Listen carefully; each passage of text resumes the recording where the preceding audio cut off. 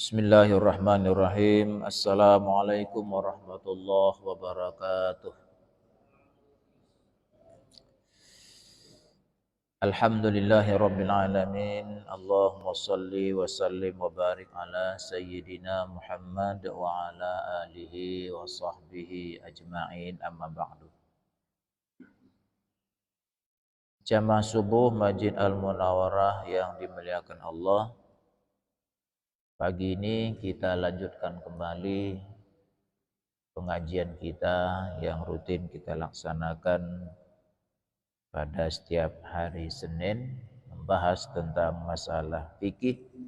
Kita masih mengkaji tentang fikih ibadah. Kajian kita terdahulu masih masalah sholat qasar, belum jamak ya. Jadi karena nanti ada perbedaan qasar dan jamak. Dan ada perbedaan pendapat para ulama. Ini masih masalah qasar. Pembahasan kita hari ini mengganti sholat yang terlewat dalam perjalanan. Mengganti berarti kalau bahasa kita lazimnya kita sebut mengqadha ya. Mengqadha salat yang terlewat dalam perjalanan. Ada saja umpamanya sesuatu yang menyebabkan salatnya terlewat di perjalanan. Ya. Bisa saja barangkali karena pas lagi macet sehingga nggak bisa, mobil sudah terkepung di tengah, uduk nggak ada, mobil menghadap ke timur, kita mau sholat, turun nggak mungkin, macet 4 jam 5 jam, kan sering terjadi macet ini ketika kita ke Medan, nggak mungkin kita melakukan sholat, nggak bisa, turun nggak mungkin, nggak mungkin parkir mobil di tengah jalan. Jadi terlewat sholat itu, maka di sini ada perbedaan pendapat ulama. Menurut mazhab Hanafi dan Maliki, bagi si musafir yang terlewat sholatnya saat dalam perjalanan, maka harus menggantinya di tempat menetap atau mukim sebanyak 2 rakaat saja, seperti saat terlewat ketika di perjalanan. Jadi kita katakan dia berangkat mau ke Medan, rencana di Medan 5 hari, berarti sudah ada rencananya bermukim di Medan. Nah, kemudian tiba-tiba di jalan gak memungkinkan dia mengerjakan sholat, maka sampai di Medan nanti dia mengganti sholatnya yang tinggal tadi itu 2 rakaat juga. Nah, karena memang ketika dia perjalanan itu sholatnya kan sholat asar. Maka waktu menggantinya pun kata beliau, kata Imam Hanafi dan Maliki, menggantinya juga masih tetap 2 rakaat juga. Karena di perjalanan memang sholatnya sholat asar, terlewatkan, maka ketika dia sampai di tempat menetap, maka ia ganti sholatnya itu juga 2 rakaat. Padahal dia sudah sampai di tempat menetapnya. Itu menurut pendapat Hanafi dan Maliki.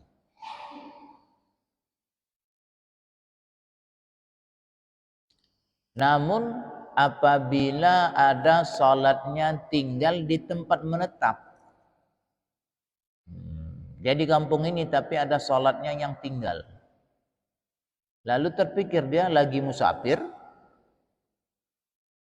mengqadhanya, menggantinya, maka kata beliau itu diganti tetap 4 rakaat, karena tinggal masa dia di tempat tinggal dia yang seharusnya 4 rakaat, maka walaupun musafir dia menggantinya dengan 4 rakaat.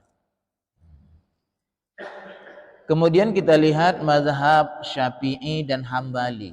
Jadi ini dua-dua ini ya, dua-dua.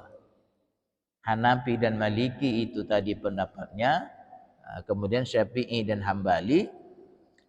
Salat yang terlewatkan di tempat menetap dapat diganti dengan 4 rakaat baik dalam perjalanan atau di tempat seseorang menetap.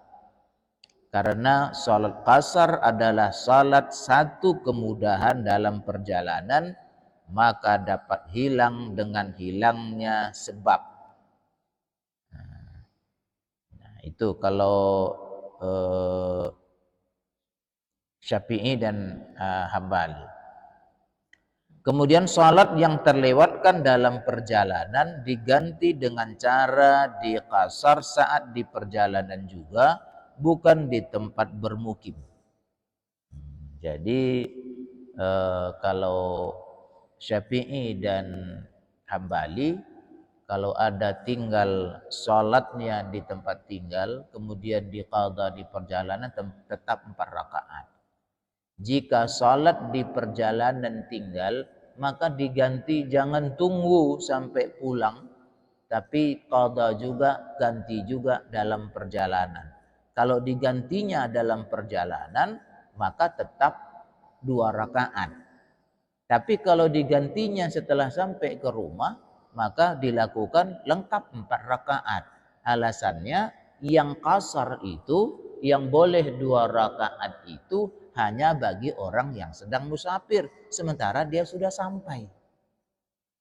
Jadi ya pemikiran para ya namanya mujtahid ya, rasanya memang masuk dalam pikiran kita dua-dua. Yang pertama tadi, oh iya juga, karena tinggalnya memang pas lagi kasar, maka menggantinya juga ya tinggal 2. Oleh Syafi'i dan Hambali bukan begitu. Kemudahan mengkasar itu lagi perjalanan, sekarang dia sudah sampai di rumah, walaupun dia mengqadhanya, menggantinya, berarti nggak boleh 2, nggak boleh kasar, tapi lengkap. Jadi sehingga dalam hal ini Profesor Dr. Wahbah Al-Juhaili yang mengarang kitab kita ini, beliau mengomentari kedua pendapat ini. Kata beliau kedua-duanya punya kekuatan, artinya menurut beliau pendapat ini sama-sama kuat, jadi kepada kita boleh memilih kedua pendapat itu, asal kita melakukan amal ibadah ini didasarkan kepada ilmu kita. Ilmu kita inilah dia, kita sudah belajar, sudah tahu kita. Jadi kalaupun ada orang yang menanyakan, lah kamu sholatnya tinggal di perjalanan, ya udah istighfar aja, istighfar nggak perlu diqadha. Itu pendapat siapa? 4 mazhab sepakat itu diganti, diqadha, cuma caranya yang berbeda, ya kan? Nah, jadi diqadha. Di pesawat yang tidak memungkinkan sholat, dia nggak yakin bahwa bangku pesawat itu ada debu, berarti nggak bisa tayamum, wuduknya nggak ada, lewat sholatnya. Udah sampai nanti di mana, di tempat tujuan, ya ganti sholat tadi. Dengan cara seperti itu tadi. Kalau masih posisi dalam perjalanan dia namanya, maka boleh menggantinya hanya dengan 2 rakaat. Syafi'i. Tapi kalau posisinya sudah sampai di tempat tujuan, sudah di tempat menetap, dimukimin, maka menggantinya dengan sempurna. Jemaah yang dimuliakan Allah, kemudian kita lihat tentang masalah lain, masih hubungannya dengan musafir ya. Salat sunat dalam perjalanan. Kita kan dalam perjalanan ini ada juga yang mau melaksanakan salat sunat. Sementara ada orang mengatakan kalau salat sunat itu nggak perlu lagi gitu ya. Alasannya, sedangkan salat wajib saja pun diqasar, yang 4 dipendekkan, berarti sudah ada kemudahan. Kalau begitu salat sunat pun ya nggak perlu lagi, kata sebagian orang. Cuma pendapat siapa itu? Nanti kita lihat. Ada nggak pendapat ulama seperti itu? Jangan-jangan hanya pikirannya sendiri. Nah, ini ada orang kadang hanya pikiran dia sendiri. Berijtihad dia. Padahal syarat ijtihadnya belum ada. Ya kan? Nah, kita lihat.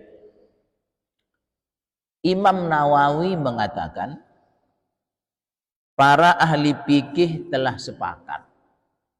Nah, berarti kalau sepakat nggak ada perbedaannya. Ahli fikih telah sepakat bahwa dianjurkan untuk melaksanakan salat sunnah nafilah, ya, dalam perjalanan. Salat nafilah kemarin kan sudah kita bahas. Ya. Salat sunat lah. Umumnya kita katakan saja salat sunat. Salat duha, ya salat tahajud, ya, dan lain sebagainya. Dalam perjalanan dia itu sepakat ulama tetap dianjurkan untuk melaksanakannya. Namun mereka berbeda pendapat dalam menganjurkan salat sunat rawatib. Nah, kalau salat sunat rawatib ada perbedaan pendapat. Nah, kenapa berbeda? Karena Ibnu Umar dan sahabat karena Ibnu Umar dan sahabatnya yang lain itu tidak melakukan rawatib ketika dalam perjalanan. Dalil mereka pertama adalah hadis-hadis umum yang menyebutkan tentang, ini dalil yang menganjurkan, ya. Dalil mereka pertama adalah hadis-hadis umum yang menyebutkan tentang anjuran secara mutlak. Nah, ini menurut pendapat Imam Syafi'i dan pengikutnya serta mayoritas ulama. Imam Syafi'i, pengikutnya dan mayoritas ulama. Berarti kalau sudah mayoritas itu sudah jumhur, sudah lebih banyak ulama, bahwa rawatib pun tetap disunnahkan kita laksanakan, kita kerjakan ketika dalam perjalanan musafir kita. Dalilnya itu, dalil mereka adalah hadis-hadis umum yang menyebutkan tentang anjuran secara mutlak melaksanakan sholat sunat rawatib. Karena hadis-hadis Nabi tentang sholat sunat rawatib itu kan nggak disebutkan itu kalau mukimin, kalau di rumah, kalau perjalanan nggak ada begitu. Hanya umum. Ya kalau umum ya di mana saja, kapan saja. Rawatib itu tetap kita laksanakan. Kemudian ada lagi dalil bahwa Rasulullah Shallallahu Alaihi Wasallam melaksanakan salat duha. Rasulullah pernah melakukan salat duha ketika menaklukkan kota Mekah. Jadi ketika Rasulullah dulu sudah sampai di Madinah, kemudian disebut dengan Futuhul Mekah, menaklukkan kota Mekah, Rasulullah ternyata pada waktu itu juga melaksanakan salat sunat duha. Jadi ini dalil, berarti dalam musafir pun tetap disunahkan melakukan ibadah itu. Ya. Apalagi dalilnya? Rasulullah Shallallahu Alaihi Wasallam juga melaksanakan 2 rakaat sunnah sebelum subuh, sholat sunat fajar ketika Futuhul Mekah itu juga. Jadi Rasulullah juga melakukan itu. Jadi karena Rasulullah melakukan sholat duha, itu berarti sholat nawafil kita tetap disunahkan. Bahwa Rasulullah melakukan sholat sunat sebelum subuh 2 rakaat, itu berarti pertanda bahwa rawatib juga tetap disunahkan walaupun kita sedang dalam perjalanan.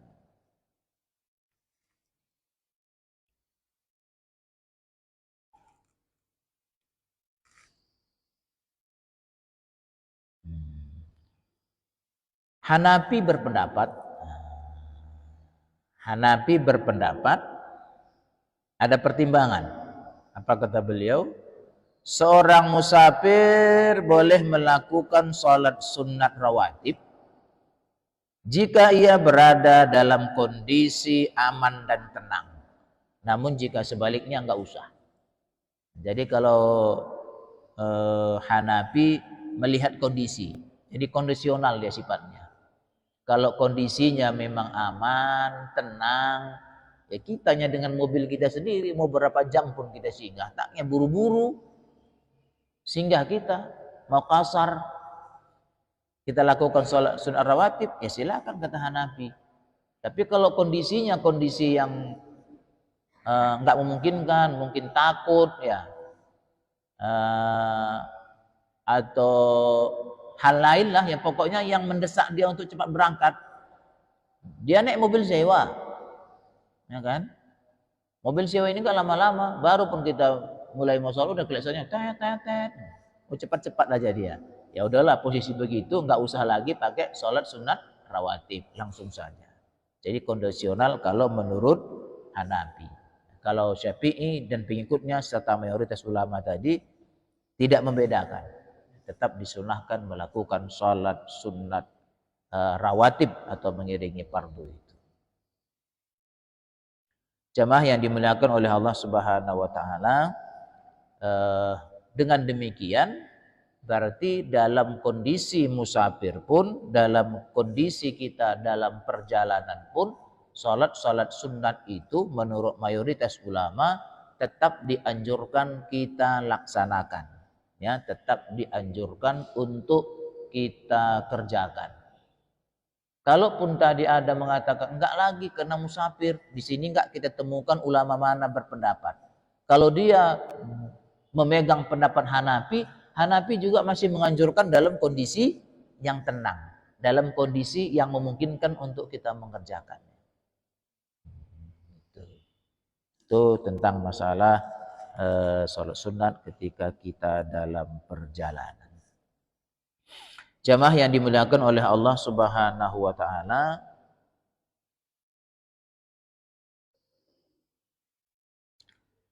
itulah pembahasan kita tentang masalah sholat asar, dan insyaallah kita akan masuk kepada pembahasan kedua, yakni jamak. Nah, jadi dalam fikih itu mereka memisahkan antara pembahasan qasar dan jamak. Ya.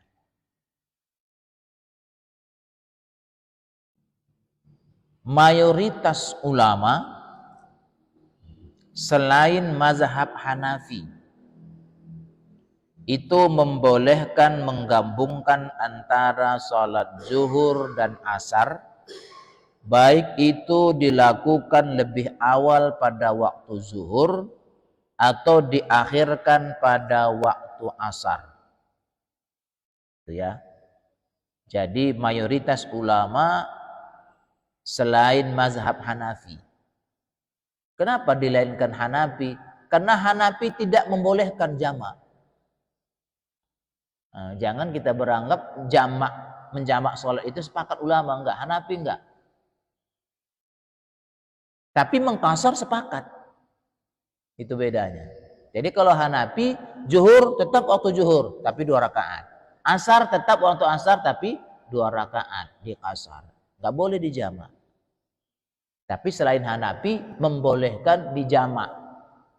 Zuhur dijamak dengan asar, boleh di awal, artinya kita kerjakan pada waktu zuhur, boleh di akhir, artinya sholat zuhur kita kerjakan nanti di waktu asar.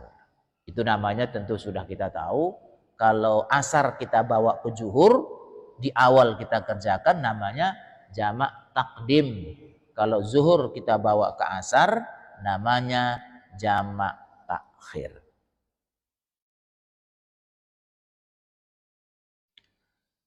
Adapun sholat Jumat itu sama seperti sholat zuhur ketika digabungkan dan dilakukan lebih awal.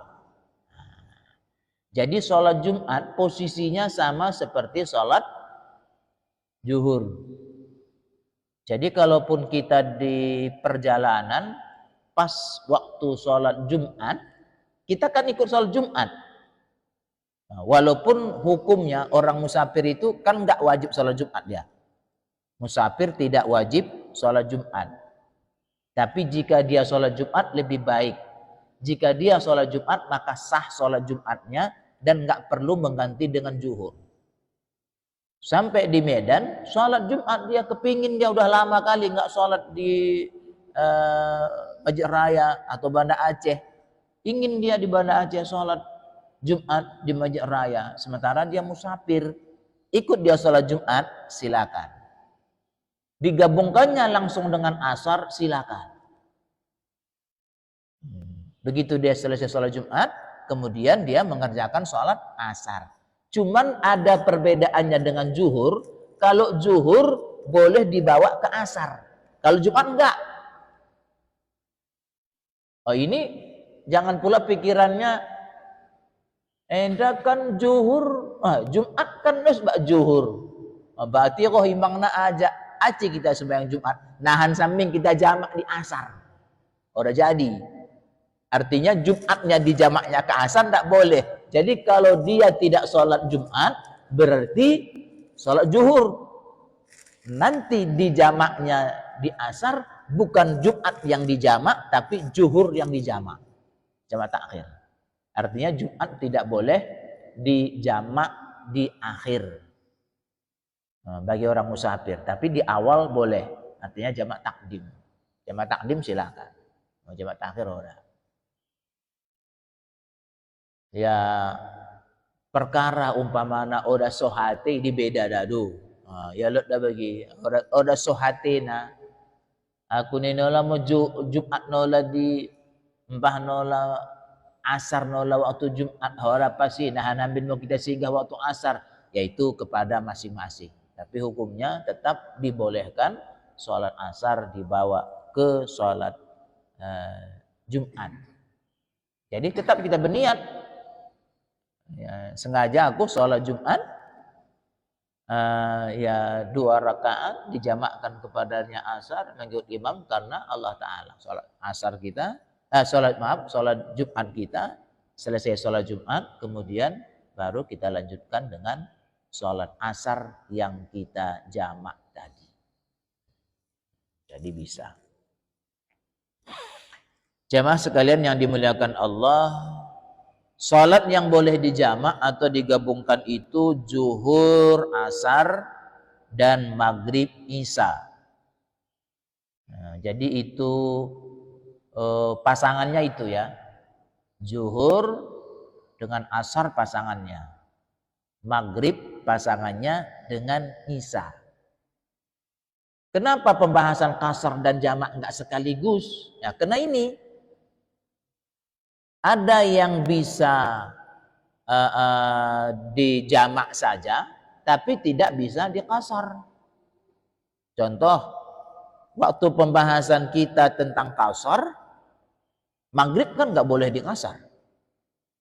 Yang dikasar itu kan yang 4-4, zuhur, asar, dan isya.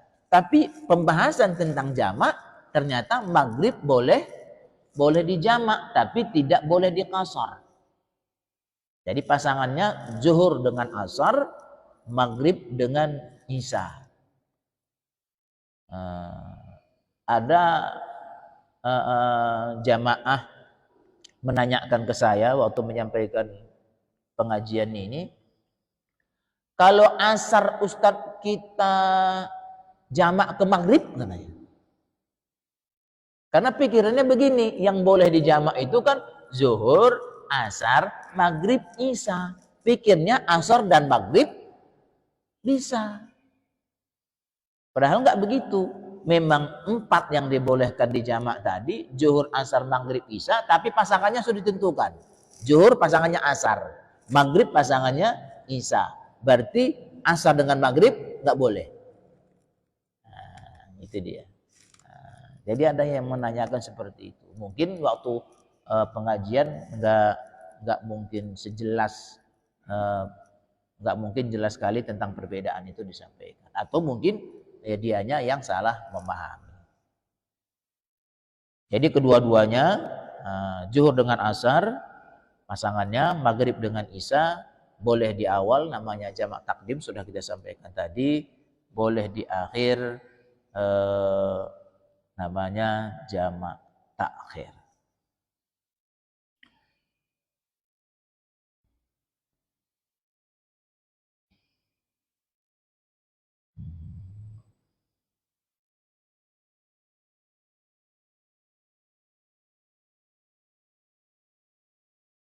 Ya.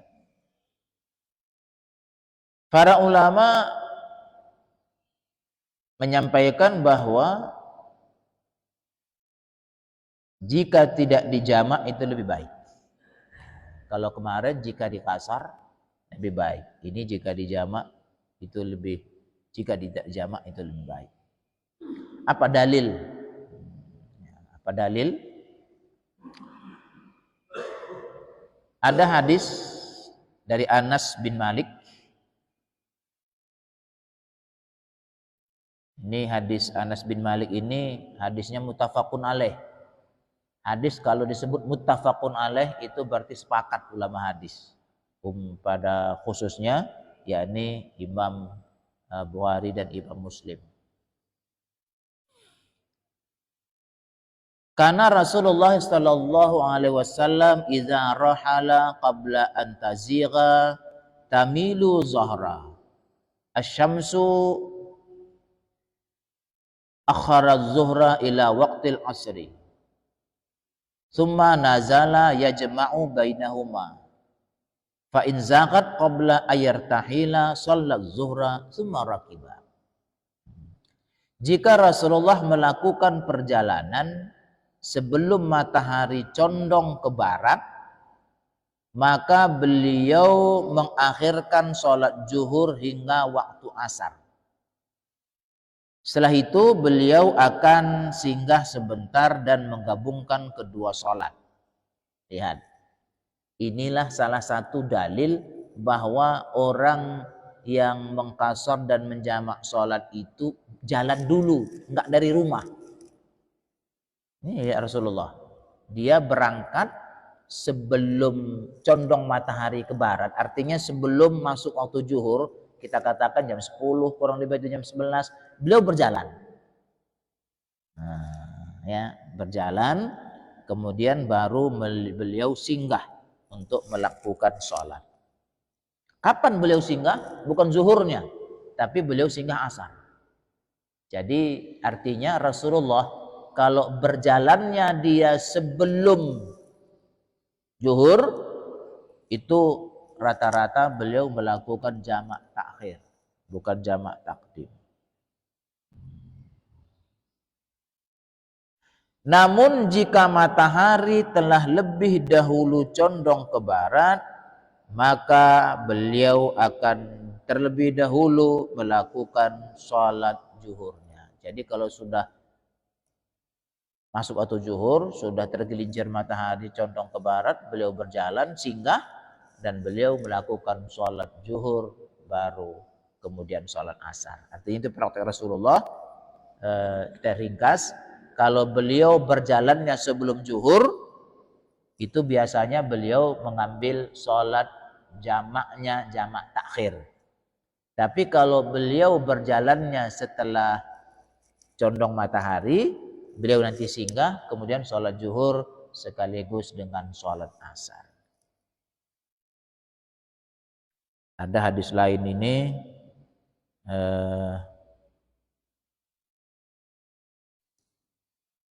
diriwayatkan oleh Imam Ahmad, Abu Daud, Tirmizi. Hadisnya juga hadis hasan. Ada yang mengatakan hadis ini hadis sahih tentang Rasulullah SAW menggabungkan sholat itu. Imam Hanafi, tadi kan selain Hanafi yang boleh ke jamak ya, Imam Hanafi berpendapat tidak boleh menjamak kecuali pada hari Arafah bagi orang yang berihram untuk haji, yaitu jamak takdim sholat zuhur dan asar dengan 1 adzan dan 2 qamat. Karena sholat asar dilakukan sebelum waktu yang ditentukan, maka itu perlu dikumandangkan iqamat tersendiri sebagai pemberitahuan kepada para jamaah. Juga kata beliau pada malam Muzdalifah boleh menjamak takhir sholat maghrib dan isya. Jadi Hanafi berpendapat boleh menjamak itu hanya ketika di padang Arafah, yakni jamak takdim zuhur dengan asar. Nah, bagi orang yang jemaah haji, itu sudah tahu persis dan sudah pernah melakukannya. Ketika di Arafah memang kita dianjurkan melakukan sholat jamak zuhur dengan asar. Di Muzdalifah dijamak maghrib dengan isya, artinya jamak takhir. Ya, ketika sampai di Muzdalifah waktu isya, kemudian kita di situ melakukan sholat jamak takhir. Kalau Hanafi hanya di situ yang dibolehkan menjamak sholat, selain daripada itu tidak boleh, kata beliau.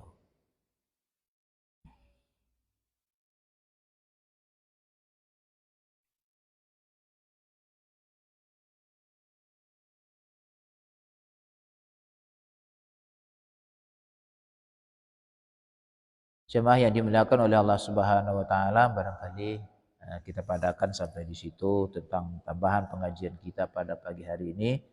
Mudah-mudahan semakin jelas kepada kita tentang sholat-sholat ini, jadi sehingga dalam perjalanan pun kita berharap sholat kita bisa sempurna, sholat sunat pun bisa kita lakukan untuk menambah ibadah kita kepada Allah Subhanahu wa taala.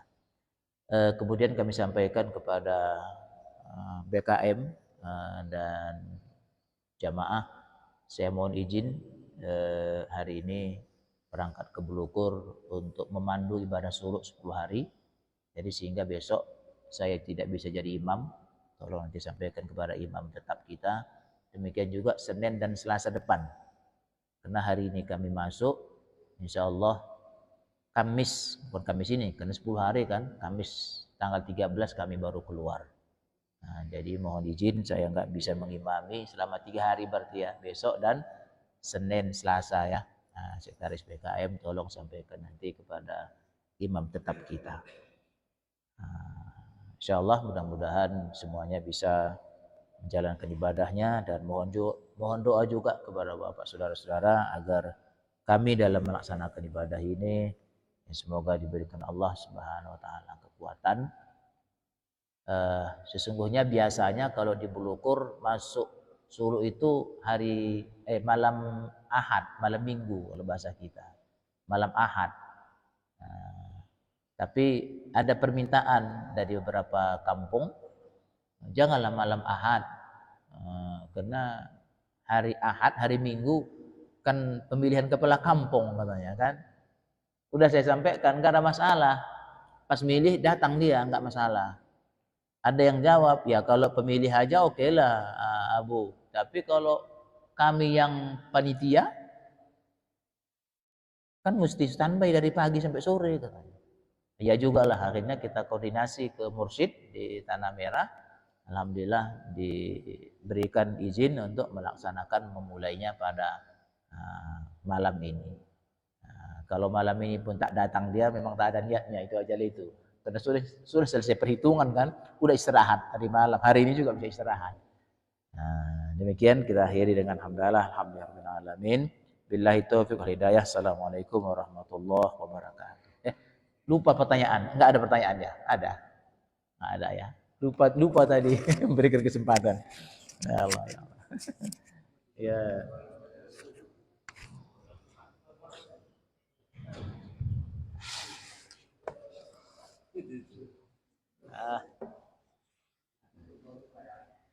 Ya sawanku nenekku Aliasmi, udah pertanyaannya lupa aku deh, persilakan.